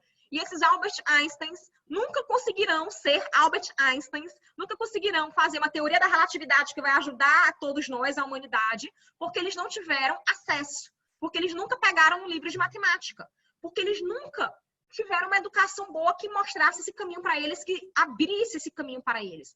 Quanto Beethovens não existem por aí que poderiam estar fazendo músicas que iriam ser patrimônio da humanidade, essas músicas, ok? Mas eles nunca tiveram acesso a um piano, tá bom?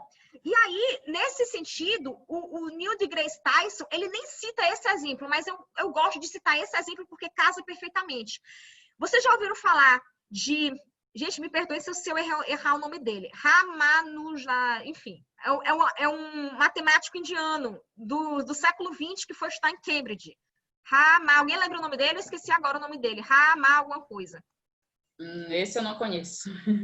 Não? Por esse nome, não. Também não conheço, não. Tá. Bom, ainda bem que vocês não conhecem, porque eu não vou pagar mico aqui de não lembrar do nome dele. Mas é alguma coisa, ok? Pois bem. Professora, Oi. é o Srinivasa Ramanujan Esse mesmo. Graças a Deus. Quem foi que falou aí? Vinícius. Vinícius. Esse mesmo, Vinícius. Pronto. É esse mesmo. Fala aí de novo o nome dele pra gente. Srinivasa Ramanujan. Ramanujan. Pronto, eu lembrava que tinha alguma coisa. Ramanujan, esse mesmo. Pois bem, o Ramanujan, a história dele é fantástica, porque ele nunca teve uma educação formal, né? Tipo assim, de ir para a escola e ficar estudando matemática na escola, uma escola de qualidade, mas ele tinha um talento tão nato para matemática, que ele encontrou um livro no meio da rua, um livro de matemática, e ele leu esse livro de matemática, ele sabia ler, pelo menos, né? Leu esse livro de matemática, e a partir daí, ele começou a criar fórmulas matemáticas na cabeça dele, criar equações matemáticas, de tão talentoso que ele era para matemática. E ele começou a criar fórmulas tão magníficas que aí ele conseguiu o contato de um professor de Cambridge, e esse professor de Cambridge, quando viu as fórmulas que ele criou, ficou maravilhado e chamou ele para estudar em Cambridge. E lá em Cambridge, ele trabalhou em equações mega complexas. Ele impulsionou algumas áreas da matemática, ok? Lá em Cambridge. Ele, inclusive, morreu jovem. Se ele tivesse demorado mais tempo de vida, ele teria impulsionado ainda mais a matemática. Mas vejam, tudo isso porque ele encontrou um livro no meio da rua, certo? Se ele não tivesse sequer encontrado esse livro no meio da rua, a gente nunca teria as fórmulas matemáticas que ele elaborou. A gente teria tido aí um capítulo a menos na história da matemática, ok? E quantos Ramanujan, me perdoem se eu errei o nome dele, não existem por aí, ok? E que nunca encontraram livros de matemática no meio da rua, ok? Professora, eu tenho uma historinha também. Pode dizer, Ana. Aqui em Belém, com a venda do açaí, tem muito caroço que fica do açaí e a serragem também, tanto do açaí quanto de outros tipos de madeira. E aqui nas periferias, os jovens usavam muito isso para se jogar em cima desses caroços, se jogar em cima dessa serragem. E alguns faziam até pontezinhas e se jogavam. E aí os professores de educação física da cidade começaram a observar que muitos jovens tinham muito potencial de ser grandes ginastas. Quando eles estavam assim, era uma brincadeira, mas eles faziam pulos altíssimos porque tinha lá disponível, né, a serragem. Uhum. Então, assim, são pessoas que estão na periferia que muitas das vezes não são enxergadas também. Exatamente. Imagina quanto desses jovens que estão pulando aí, né, na serragem, não poderiam estar na equipe brasileira que vai para as Olimpíadas, certo? E que não estão porque não tiveram acesso para estar na equipe brasileira para fazer o esporte de forma profissional. Tá ok?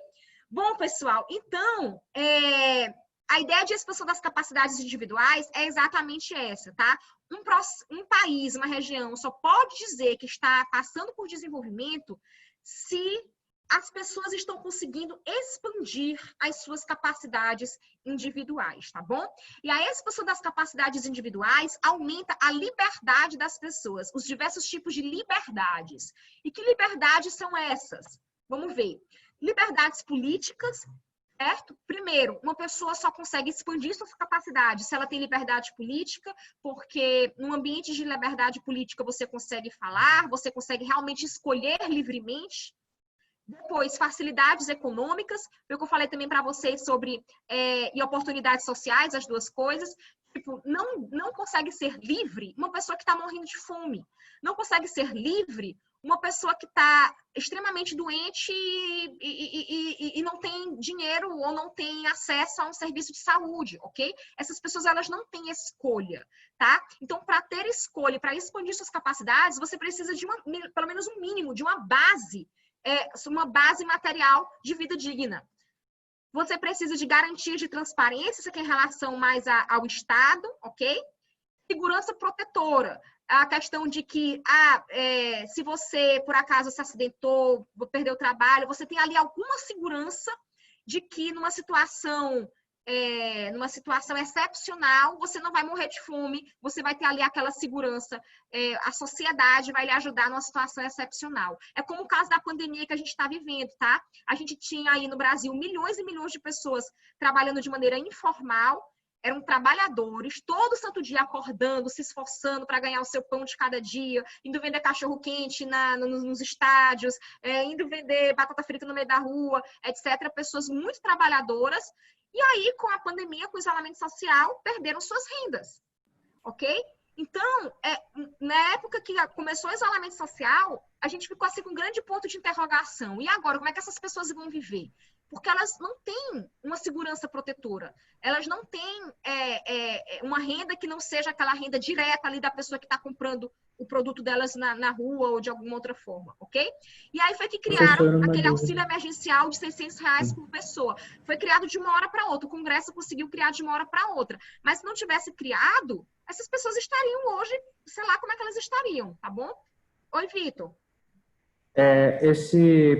Esse princípio da segurança protetora, ele é a base do estado de bem-estar social europeu, americano, europeu, Sim. Canadense? Sim, sim. Se baseia nessa ideia do Amartya Sen? Não só a segurança protetora, mas a base do estado de bem-estar social, principalmente aquele que vigorou na Europa após a Segunda Guerra Mundial, a gente poderia dizer que é segurança protetora e facilidades econômicas e oportunidades sociais, que é um estado que provê uma vida material mínima para as pessoas, ok? Incluindo segurança protetora, sim, mas também oportunidades sociais, entra aí educação, ok? Entrar em serviços de prestação positiva pelo Estado. A segurança protetora é quando você está necessitado, está em uma situação excepcional, ou então quando você tem que se aposentar, né? Quando você já está na idade de se aposentar, ok? Bom, pessoal, então essa aqui seria o rol de liberdades trazido pela Amartya Sen.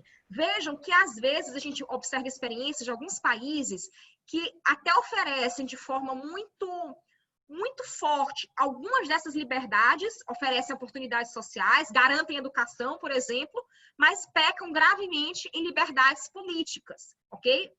Vivem num estado autoritário. Já outros países até têm muita liberdade política, tem muita liberdade de expressão, a pessoa pode falar o que quiser, etc., mas não tem nenhuma segurança protetora. Quando chega o Covid, a pessoa morre porque não tem sequer hospital para tratar do Covid, né? Se a pessoa não tem dinheiro para um plano de saúde, a pessoa vai morrer porque não tem hospital público, saúde pública. Então, vejam que a gente tem, na verdade, no mundo, a maioria dos casos dos países, eles oferecem de forma mais intensa ou menos intensa algumas dessas liberdades que a Amartya Sen listou. Às vezes, focando em uma e esquecendo completamente das outras, ok? O ideal seria dar um enfoque, mesmo que não seja igual, porque os países não podem ser iguais, assim, né? Às vezes depende muito da história, etc., de cada país. Mas, pelo menos, garantir um mínimo em cada uma dessas liberdades aí, tá bom? Bom, próximo conceito de desenvolvimento seria desenvolvimento como empoderamento e emancipação. Então, vejam, quando nós temos um desenvolvimento em que as pessoas expandem as suas capacidades, elas estudam, elas trabalham de forma que elas estão ampliando seus talentos, fazendo algo que está ampliando suas habilidades, essas pessoas estão a um passo de se sentirem, porque é um sentimento interno, né, de se sentirem empoderadas, ok? Se essas pessoas têm uma alta qualificação, têm bom trabalho, têm segurança protetora, têm renda, ok? Ela tem tudo para dizer, eu sou muito empoderada, ok? Aí, o empoderamento é uma condição psicológica, é você dizer, eu sou empoderada, né? Então, existem hoje muitos movimentos identitários que trabalham com isso, a questão do empoderamento, para reforçar a autoestima, reforçar a psicologia mesmo de grupos que historicamente foram discriminados para dizer, ei, você é uma pessoa que tem tudo para se sentir empoderada. Então, sinta-se, né? Você não precisa se sentir menor do que ninguém. Eu já falei para vocês que eu participo de grupo de mulheres, não é? E aqui eu vou fazer aqui um relato um pouco pessoal para vocês. Eu até falei um pouco disso em uma das outras aulas nossas. Que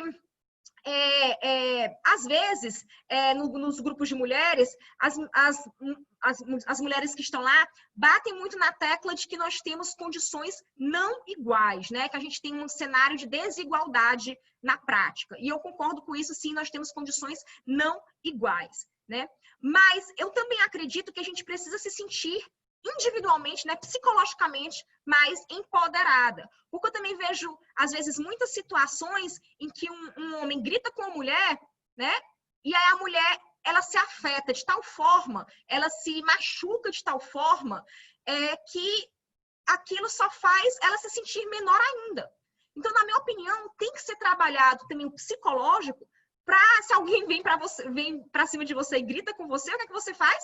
Sobe no salto alto e diz, alto lá, tipo, tô olhando para você daqui de cima, você tá lá embaixo, certo? Então, eu acredito que empoderamento é algo muito subjetivo de cada pessoa e que deve ser trabalhado isso dessa forma, né? Tipo, nós temos condições desiguais, sim, ok? Mas como é que a gente faz? Primeiro, para no futuro nós termos condições iguais, né, para aquela igualdade formal que está na lei se transformar em igualdade verdadeira na prática. E, em segundo lugar, para os próprios grupos que historicamente foram discriminados deixarem de se sentir discriminados, deixarem de se sentir diminuídos, ok? Sentirem-se verdadeiramente empoderados. E aí, segundo conceito que eu queria trazer aqui para vocês, que está muito relacionado, é o de emancipação.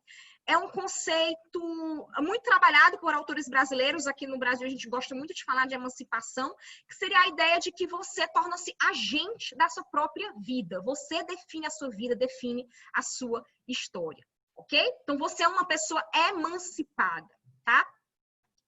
Bom, pessoal, depois nós temos o desenvolvimento, muito desenvolvimento aqui, muitos conceitos que eu estou trabalhando com vocês, né?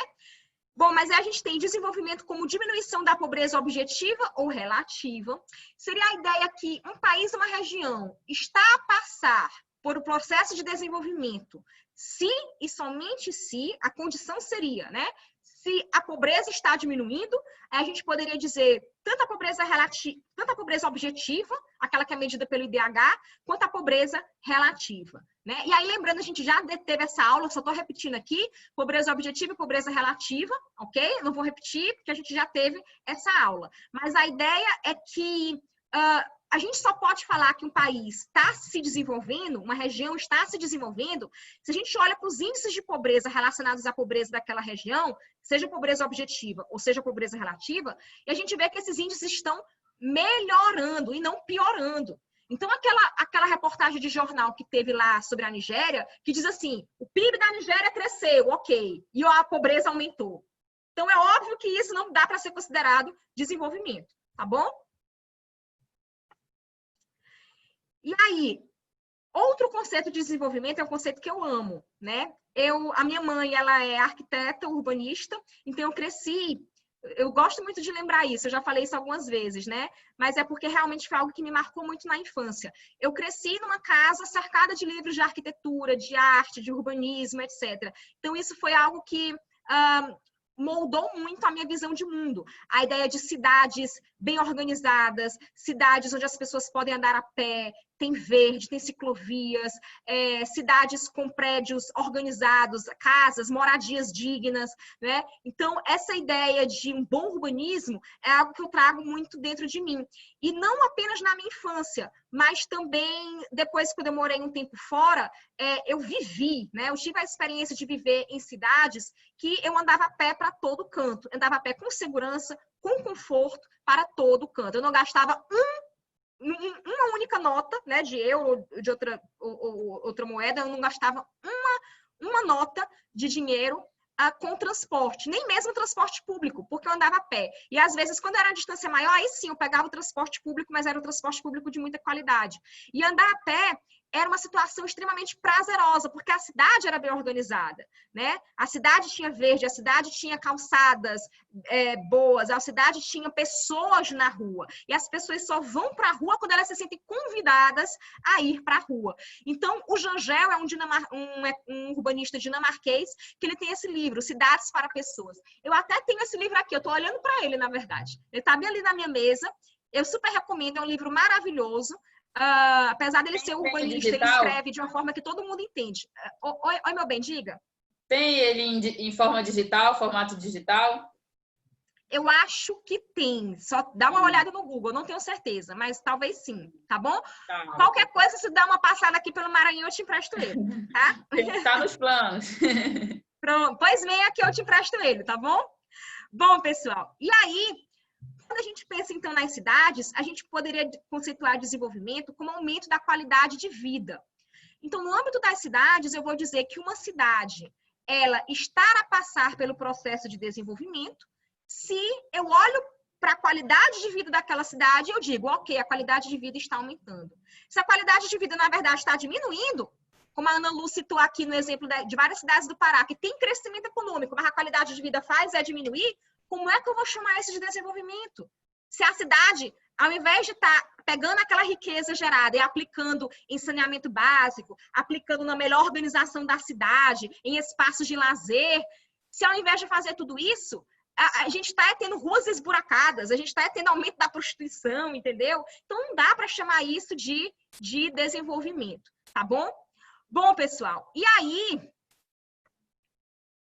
eu queria, dentro dessa ideia de aumento da qualidade de vida, eu queria citar aqui para vocês essa obra do Henri Lefebvre, olha, obra antiga, de 1968, que ele fala do direito à cidade. Vejam, a gente fala muito na área ambiental do direito ao meio ambiente, né? Que eu concordo, claro. Mas eu acho que também falta a gente falar mais sobre o direito à cidade. E o que é que seria o direito à cidade? Seria o direito de você andar a pé, de você ter um espaço público de lazer, de você encontrar seus amigos numa área verde, né? De você fruir da cidade, de você estar andando pela cidade e ter uma boa paisagem para os seus olhos, topar com uma arte urbana, entendeu? Ter algo bonito para se ver. Então, o direito à cidade, direito a morar bem, claro, o direito a não precisar morar 3 horas de distância do seu trabalho e não precisar passar 3 horas dentro de um automóvel, de um ônibus, ok? Então, o direito à cidade remete à ideia de desenvolvimento como qualidade de vida, tá? E também, novamente, aqui eu falo as cidades para pessoas, que é essa obra do Jangel, ok? E aí, ai meu Deus, tomara que funcione esse vídeo. Tinham 2 pessoas na sala de espera aqui da nossa aula. Peraí, deixa eu ver se já conseguiram entrar para eu apertar o vídeo. Acho que entraram. Bom, esse aqui é um videozinho chamado Cidades para Pessoas. É o mesmo título da obra do Jangel. É um projeto de uma arquiteta urbanista que mora em Copenhague, na Dinamarca. Hoje em dia, aquelas cidades ali da Escandinávia, que é Noruega, Finlândia, Suécia e ali também por pertinho a Dinamarca, são consideradas algumas das melhores cidades do mundo para se viver, porque são cidades que têm muita arborização, bicicleta, ciclovia, pouca desigualdade social, considerado com o resto do mundo, né? É pouca desigualdade social. Então, são cidades que estão também sendo projetadas para as pessoas, para ser habitadas e fruídas pelas pessoas. E aí, eu trago esse videozinho aqui para vocês, para a gente ter mais ou menos uma dimensão do que seria cidades para pessoas. Espera aí. Onde é que está o play? Ai, gente.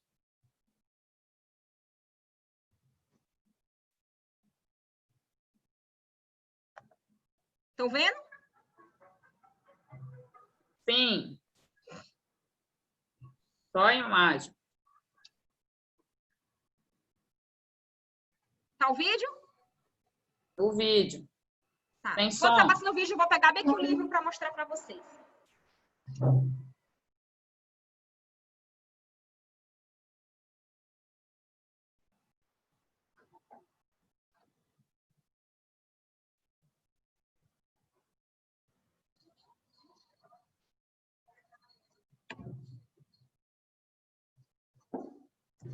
O vídeo está sem som.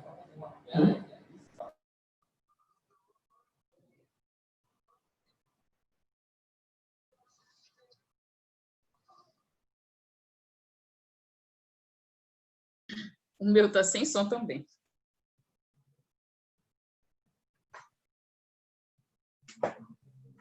Tá sem som, né? Mas vamos ler na legenda aí, é rapidinho.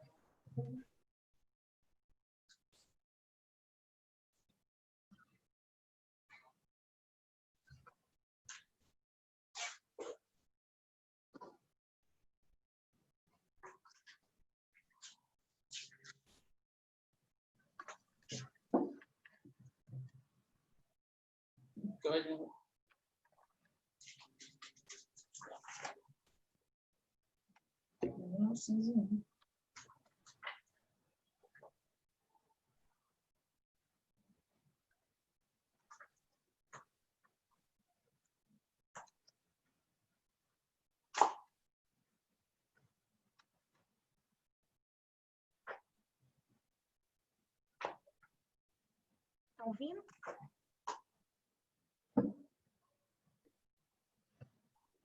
Vocês estão ouvindo agora? Ainda não. Não. Ainda não.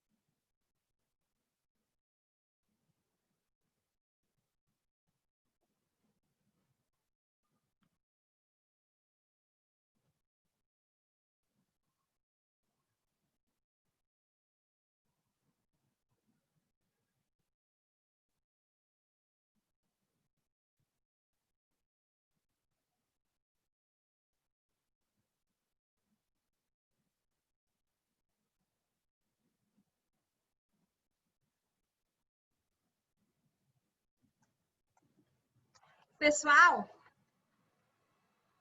Oi. vocês conseguiram ouvir no finalzinho aí, que eu pluguei Não. um negócio aqui? Não ouviram Ah, nada? vi. Não, ouvi zero. Ouvi zero, né? Mas deu para ler a legenda, né? Sim. Tá, era um vídeo curtinho. Bom, depois eu vou colocar no vídeo, no grupo, esse vídeo para vocês. E aí, quem quiser olhar com o áudio, olha lá no grupo, tá bom? Mais bem, estão me ouvindo agora direitinho? Sim.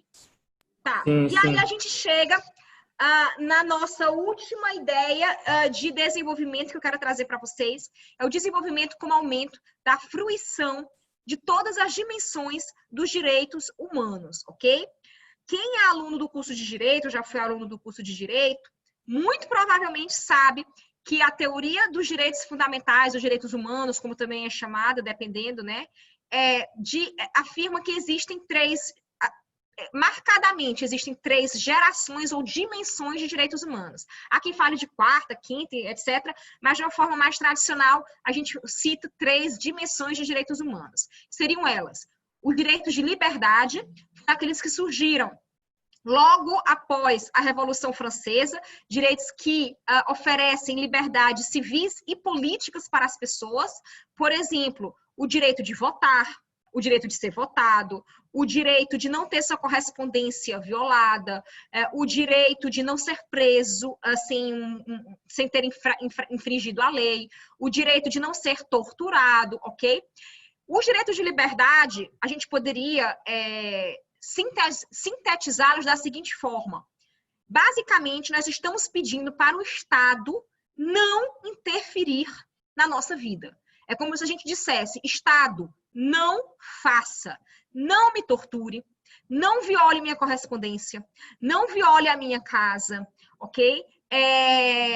Não faça algo que viole a minha vida ou a minha pessoa. tá bom? Então, são direitos que a gente diz, Estado, não faça. Só que aí, no início do século XX, surgiram um novo rol de direitos, porque as pessoas perceberam que não adiantava apenas o Estado se esquivar de fazer coisas ruins. Era necessário também que o Estado fizesse coisas boas, provesse às pessoas condições de vida digna para que as pessoas também tivessem liberdade. Aquela liberdade que a Amartya Sen fala, a liberdade de você poder escolher onde trabalhar. Depende se você teve, ela é dependente se você teve educação. Então, precisa o Estado ter lhe dado educação.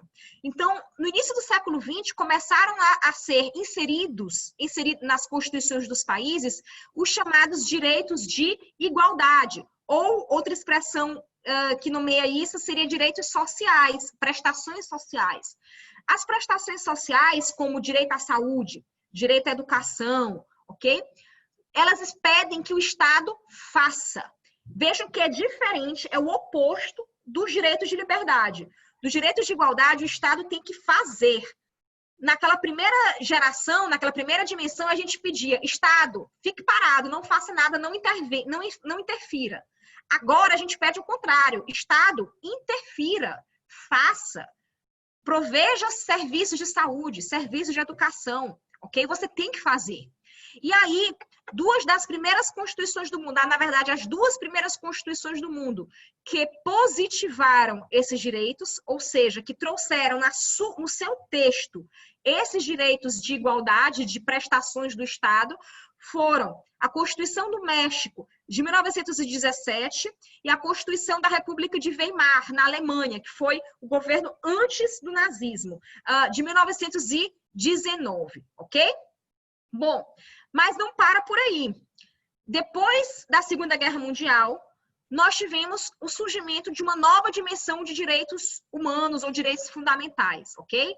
A gente fala de direitos humanos na perspectiva internacional, depois que esses direitos eles são positivados, eles estão inseridos nas constituições dos países, a gente fala de direitos fundamentais, tá? Mas é a mesma coisa. Mas, bem, depois da Segunda Guerra Mundial, nós tivemos a terceira dimensão, que seriam os direitos de fraternidade, tá? Um S aí a mais errado.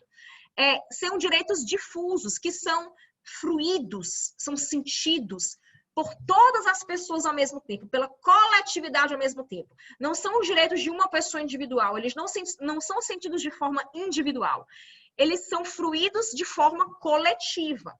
Por exemplo, o direito ao meio ambiente ecologicamente equilibrado é o mais citado dentro desses direitos. Se o meio ambiente está ruim para mim, também está ruim para o meu vizinho. Eu não vou ser a única a estar sofrendo com o meio ambiente ruim, o meu vizinho também, né? Toda a coletividade que vive na mesma região, também. Mas se o meio ambiente está bem, para mim, eu estou tendo direito, está sendo atendido o meu direito ao meio ambiente, também está sendo atendido igualmente para todo mundo que vive naquela mesma área. Então, é um direito que ele é fruído de forma coletiva pelas pessoas de uma mesma região, ok? A gente também poderia colocar aí nesse rol direito à resolução pacífica dos conflitos, né? Uma espécie de direito à paz, né? Porque os nossos governantes, eles têm que buscar a resolução pacífica dos conflitos e não a guerra. Direito ao patrimônio histórico-cultural, ok? E outros direitos que a gente frui dessa forma coletiva. Bom, pessoal, e aí que eu quero mostrar para vocês. Finalmente, todas essas interpretações para o que seria desenvolvimento, como eu falei para vocês, na minha opinião, elas são válidas, elas são corretas. Elas são apenas formas diferentes de se interpretar o que é desenvolvimento. E aí, o que eu observo é que todas elas poderiam ser agrupadas dentro de um mesmo quadro. E todas elas agrupadas dentro desse mesmo quadro, a gente poderia observar situações em que elas não são atendidas, e quando elas não são atendidas, por exemplo, quando o IDH não está aumentando, quando o bem-estar não está aumentando, quando os direitos humanos não estão sendo fruídos, a gente tem uma situação de falso desenvolvimento, ok? Seria o não atendimento dessas situações, todas essas interpretações que eu falei para vocês, a gente tem uma situação, então, de falso desenvolvimento. seria aquela situação de que a gente tem crescimento econômico sim, mas esse crescimento econômico não está gerando desenvolvimento de jeito nenhum, ok? Depois, na outra ponta, no outro extremo, a gente teria uma situação em que todas essas interpretações, elas estão sendo bem atendidas, elas estão acontecendo de forma intensa. Por exemplo, o IDH está aumentando muito, a pobreza objetiva e relativa está diminuindo, os direitos humanos estão sendo fruídos em todas as suas dimensões, a qualidade de vida está aumentando e por aí vai. Então, quando tudo isso está sendo atendido de forma intensa, a gente teria uma situação de desenvolvimento pleno. Não é que o desenvolvimento pleno já foi atingido, é porque nós estamos passando por um processo de rápido desenvolvimento, de desenvolvimento pleno, no sentido de que todas essas circunstâncias estão acontecendo ao mesmo tempo, estão sendo atendidas, ok? Mas eu também gosto de trabalhar com a ideia, porque na grande maioria das vezes a vida concreta, a vida real, ela é meio cinza, né? Ela nem é preto no branco, ela é meio cinza. Então, muitas vezes a gente vê situações em que a gente até tem algum grau de atendimento a essas interpretações de desenvolvimento, mas esse atendimento ele não é 100%, ele não é pleno, ok? E aí, mas também não é totalmente ruim, ficaria ali no meio termo. Então, nesses casos, a gente teria um desenvolvimento manco. É aquele desenvolvimento que até você diz, olha, melhorou alguma coisa, mas melhorou alguma coisa e você sente que poderia ter melhorado muito mais. A palavra manco seria exatamente que está pulando em uma perna. Então, você sente que tem uma perna ali que está funcionando, que está erguida, mas você sente que está faltando outra parte, que poderia estar muito melhor e não está, ok? Por exemplo, eu acabei nem citando para vocês a questão do IDH, mas existe um índice do próprio IDH que ajusta o IDH às desigualdades, né, às disparidades, para fazer um cálculo mais preciso do IDH. Então, quando a gente tem um IDH, que é o IDH-AD, quando a gente tem o IDH-AD, quando ele aumenta, a gente poderia dizer que o desenvolvimento é pleno. Mas quando só o IDH, que é o índice mais tradicional, aumenta, mas as desigualdades continuam muito intensas, seria um desenvolvimento manco, ok? Seria um caso também de desenvolvimento manco, que a pobreza objetiva diminui, ou seja, se a pobreza objetiva diminui, significa que o IDH está aumentando, o IDH da região está aumentando, porém, a pobreza relativa também está aumentando, as desigualdades estão aumentando. Por exemplo, a expectativa de vida e grau de escolaridade está aumentando, porque isso importa para o IDH, ok? Mas ao mesmo tempo que se todo mundo está tendo a expectativa de vida e escolaridade aumentando, ok? Porém, também está aumentando o fosso entre ricos e pobres, tá? E aí, por isso, a desigualdade, a pobreza relativa está aumentando naquela situação.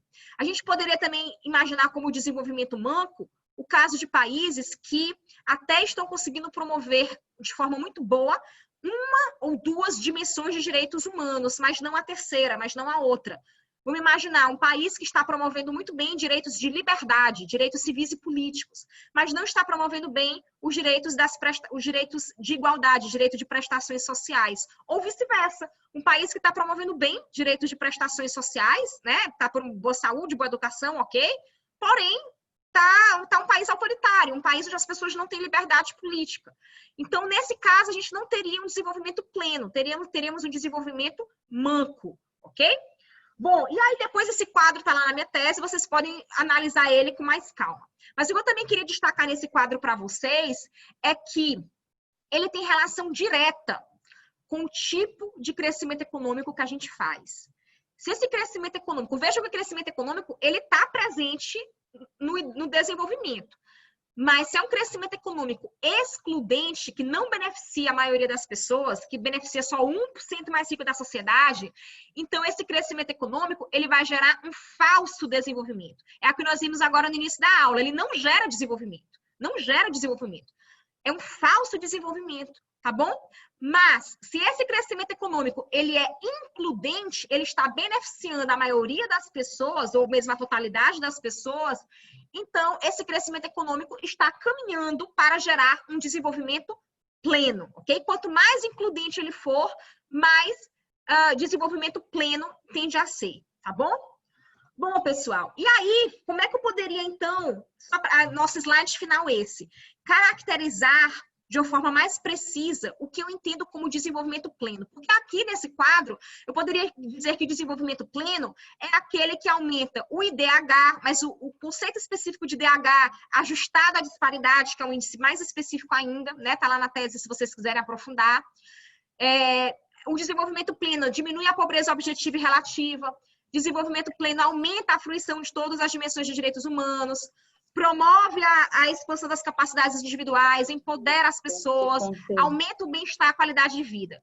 Só que é muito grande eu dizer tudo isso, sabe? Tipo, é muito longo eu dizer tudo isso. Oi? Não, eu estou lendo aqui o Direito à Cidade e no final eu quero falar um pouquinho. Quer falar agora, logo? Não, no final, mas final. No final, né? Pronto, já estou terminando. Então, para eu dizer que desenvolvimento pleno é tudo isso, é muito longo, ok? Então, qual é a forma mais simples de eu dizer o que é desenvolvimento pleno?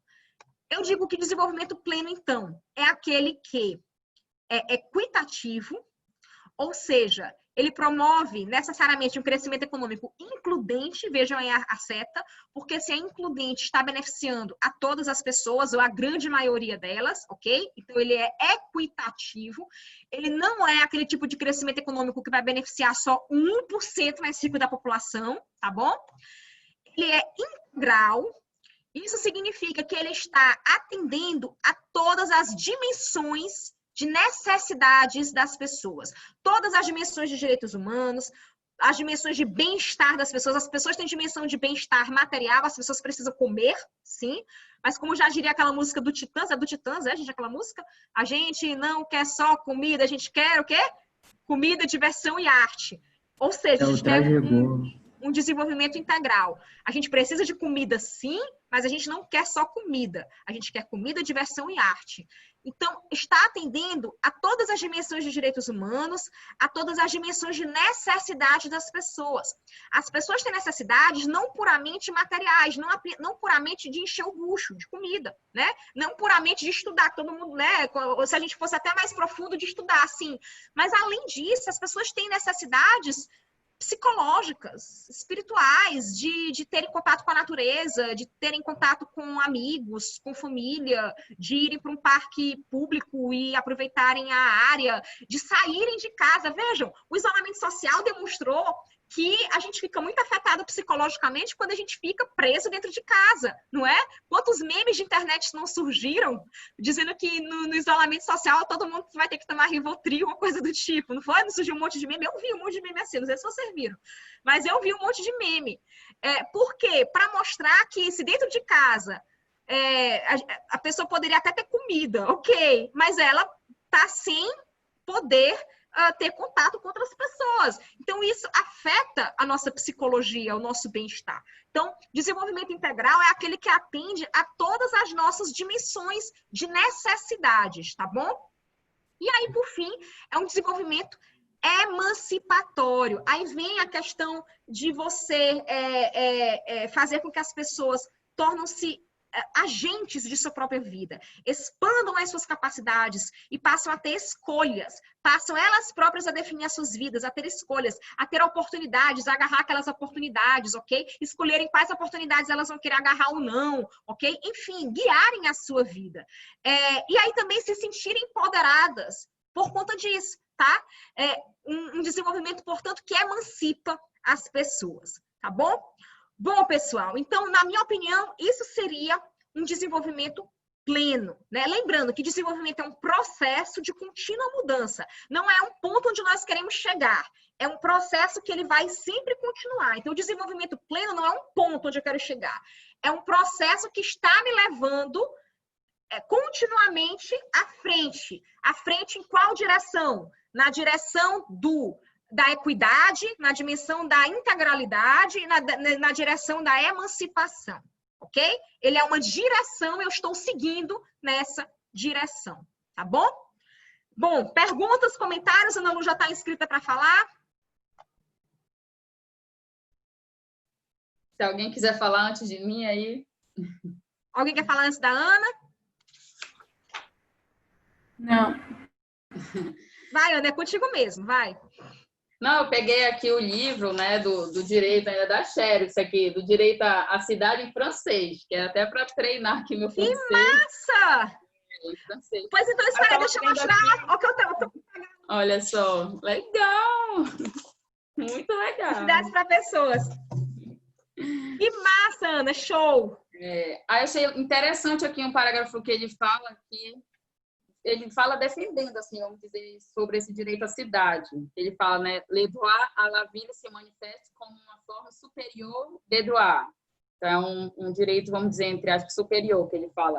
Droit à liberté, à la individualisation de la socialisation, à l'habitat et l'habité. Le droit de l'ouvre, l'activité participant et le droit à l'appropriation, bem distante de droit à la propriété, simplificando, dans le droit à la ville.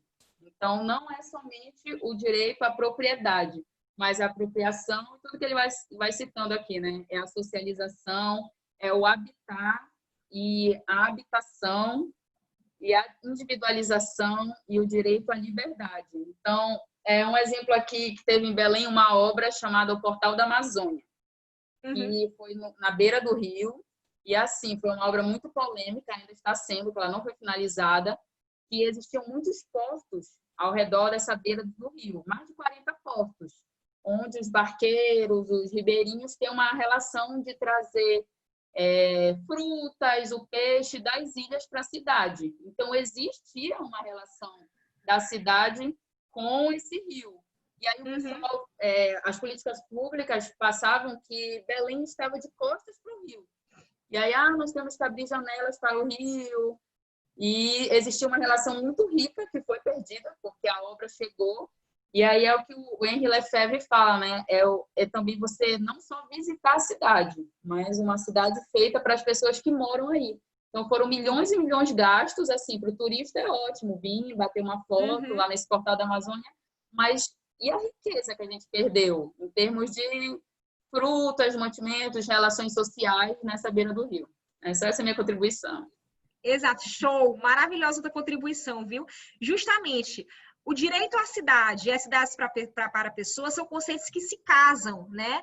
As cidades, elas têm que servir as pessoas, tem que valorizar as pessoas que moram ali.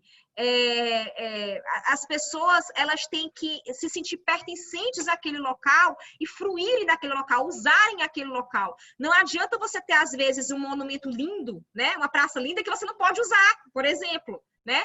Eu me lembro que um dos meus amigos aqui em São Luís é justamente o arquiteto que elaborou o Parque do Itapiracó. Não sei se vocês conhecem o Parque do Itapiracó aqui no Maranhão, né? Aqui em São Luís, na verdade, aqui em São Luís. Na verdade, nem saiu 100% igual ao que ele colocou no projeto, né? Porque sempre tem, na hora de construir, sempre faz uma modificação, nunca ficou 100% igual. Mas algumas coisas ficaram bem parecidas, até ele gostou bastante da execução e tal. E, enfim, no final das contas, saiu o parque. Ele não queria que tivesse sido um asfalto ali no meio, cortando o parque, né? Queria que tivesse sido outro material, mas acabou sendo asfalto, enfim. Mas o que eu queria destacar para vocês é que, assim que o parque foi inaugurado, as pessoas começaram a ir para lá e a utilizar o estacionamento como lugar para dança, para interação e aula de zumba e não sei o que, e estava lindo. E aí esse meu amigo ia para lá só para ficar olhando as pessoas usarem o espaço, ele ficava maravilhado, ele ficava emocionado, sabe? De ver as pessoas usando aquele espaço. E aí teve um dia que ele parou de ver as pessoas usando espaço. Ele ficou intrigado. Nossa, o que é que está acontecendo? Aí ele foi perguntar para o morador de lá, e o morador disse assim, não, é porque o pessoal aqui, né, do poder público, assim, que faz a vigilância e não sei o quê, a fiscalização, disse que a gente não podia utilizar o estacionamento para fazer nossa aula de zumba, proibiu a gente, porque disse que não, que vocês querem ficar dançando aqui, sai para lá, que isso daqui é a área do parque, como se dissesse assim, não pode usar essa área aqui, entendeu?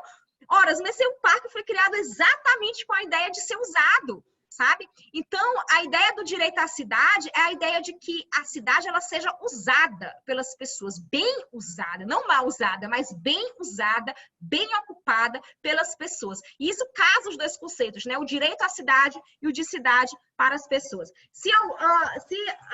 Nas aulas que a gente vai ter, né? quando passar o mês de novembro, eu vou falar o módulo de direito, no módulo de direito às cidades, eu vou falar muita coisa legal para vocês. Toda essa teoria do Jangel, de como é que seria a cidade para pessoas, eu vou falar lá depois, no mês de novembro, eu vou falar para vocês quais seriam os elementos principais que fazem uma cidade ser boa, trazer bem-estar para as pessoas, se tornar verdadeiramente uma cidade para pessoas, tá bem? Bom, pessoal, então é isso. Mais alguém tem algum comentário? Não?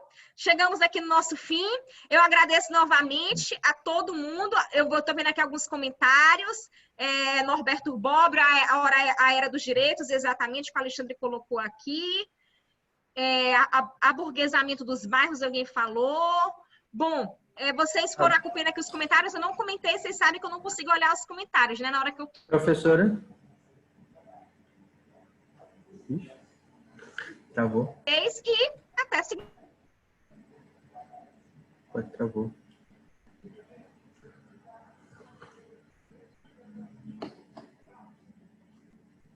Congelou a tela. Então é isso, pessoal. Boa noite. É isso. Boa noite. Boa noite, gente. Até mais. Boa noite. Congelou também. Boa noite. Até mais. Boa noite.